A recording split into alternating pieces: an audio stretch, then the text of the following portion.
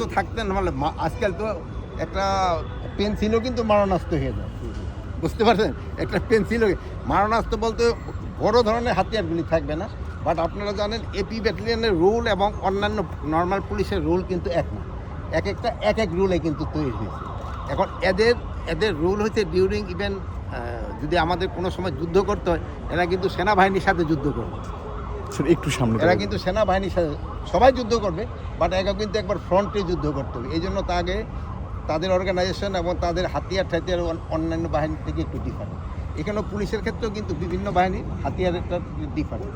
যেমন এখন ধরেন যে নৌ পুলিশ, তার হলো জনদান হলো বেশি দরকার, আবার ইন্ডাস্ট্রিয়াল পুলিশের হলো অন্য ধরনের, একটা পুলিশের রিকোয়ারমেন্ট এক এক রকম, বাট এদের ক্ষেত্রে হলো রিকোয়ারমেন্ট অন্য রকম। স্যার সেক্ষেত্রে পুলিশের কাছে যদি মারণাস্ত্র না থাকে তারা কি মারণাস্ত্র তো সবার কাছে, মারণাস্ত্র বলতে হলে ওটা বুঝাইছি বড় ধরনের অস্ত্র থাকবে না, তার কাছে তো রাইফেল থাকবেই।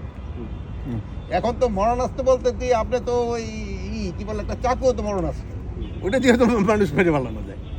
স্যার ঈদের পর তো এই যে এখন আবার রাজধানী আবার যে